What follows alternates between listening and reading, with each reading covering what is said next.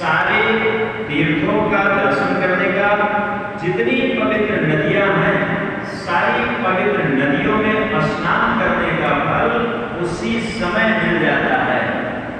जिसके गले में तुलसी की कंठी है और जब स्नान करते हैं, रिपीट करके बोल रहा हूं, ध्यान से एकदम समझ लेने का, गले में तुलसी है तो जब हम सर से पानी डालते हैं और वो जल तुलसी को स्पर्श करते हुए नीचे तक आता है, तो उस व्यक्ति को तुरंत इस पृथ्वी पे जितने तीर्थ हैं सारे तीर्थों के स्नान दर्शन करने का, सारी पवित्र नदियों में स्नान करने का फल उसी समय मिल जाता है।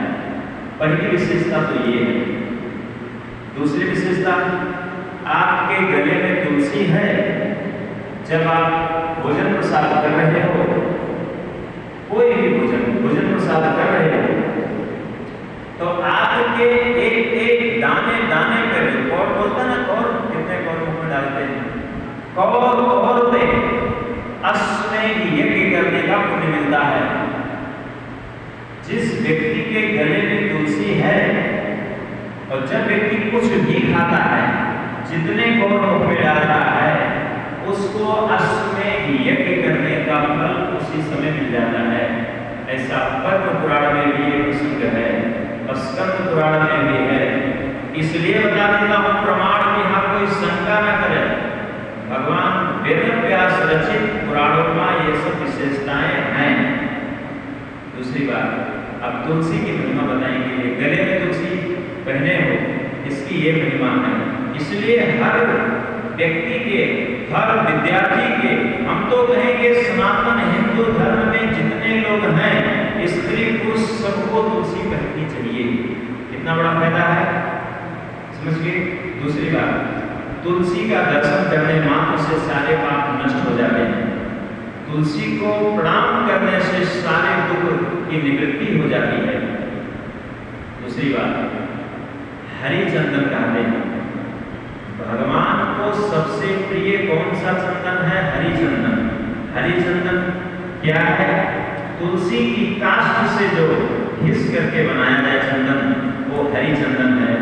या तुलसी की पत्ती को ही चंदन में मिक्स करके घिस करके बनाया जाए, वो भी हरि चंदन है। अब देखिए तुलसी की महिमा। लोग क्या करते हैं कि कोई व्यक्ति मर गया, उसके बाद में उसको ले जाके तुलसी पहनाते हैं। मरने के बाद तुलसी पहनाते हैं। अरे जीते जी अगर तुलसी पहन ले तो कितनी बड़ी फायदा है। देखिए शमशान में जब कोई व्यक्ति जाता है और शमशान में जाने के बाद वहां चिताएं बहुत सारी जलती हैं। उस चिता का जो धुआं होता है, जिस व्यक्ति को चिता का धुआं लगता है, उस व्यक्ति को सारा पुण्य नष्ट हो जाता है। उस व्यक्ति का, जैसे हम शमशान में गए, किसी चिता का धुआं हमको लगा तो सारा पुण्य हमारा नष्ट हो जाता है। लेकिन कोई पापी से पापी व्यक्ति हो, एकदम दुराचारी हो, जीवन भर पापाचार किया हो, यदि उसका भी आप कल्याण चाहते हो तो उसकी चिता में एक थोड़ा सा टुकड़ा तुलसी, सूखी तुलसी का लकड़ी, सूखी तुलसी का काष्ठ उसकी चिता में जाके डाल दो, उसका पाप उसी समय भस्म हो जाएगा और वो तुरंत वैकुंठ धाम का अधिकारी हो जाएगा और पवित्र होकर सीधा वैकुंठ धाम में जाएगा। अब देखिए धुआं की बात, जब तुलसी का काष्ठ चिता में पड़ जाता है और उसका धुआं यदि हमको लगता है तो हमारे पुण्य की वृद्धि हो जाती है। अगर तुलसी का काष्ठ चिता में पड़ गया है तो हमारे पुण्य की वृद्धि हो जाती है, और ये तुलसी काष्ठ नहीं पड़ा है तो धुआं लगता है तो हमारा पुण्य नष्ट होता है। तुलसी की इतनी बड़ी महिमा है। अभी देखिए सोमवती अमावस्या आने वाला है 17 तारीख को।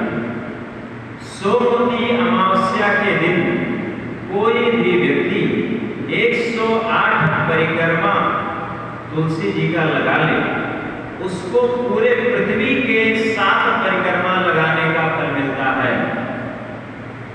पूरे पृथ्वी का परिक्रमा तो असंभव है ना, कि संभव है? असंभव है। लेकिन कोई भी सोमवती अमावस्या के दिन तुलसी का 108 परिक्रमा यदि लगा ले तो उसको पूरे पृथ्वी के 7 परिक्रमा लगाने का फल मिल जाता है। ये महिमा है। दूसरी बात, अभी पुरुषोत्तम मास आने वाला है, 18 तारीख से चालू होगा, इसको अधिक मास भी कहते हैं। पुरुषोत्तम मास में तुलसी जी के नीचे, ऐसे तो रोज तुलसी जी के नीचे दीपक होना चाहिए, लेकिन यदि रोज नहीं हो रहा है, केवल पुरुषोत्तम मास में जो व्यक्ति शुद्ध भारतीय देशी गाय के घी का एक दीपक तुलसी जी के नीचे प्रगटावे तो निश्चित रूप से उस घर का सारा ग्रह क्लेश दूर हो जाएगा, उस घर में मंगल ही मंगल होगा।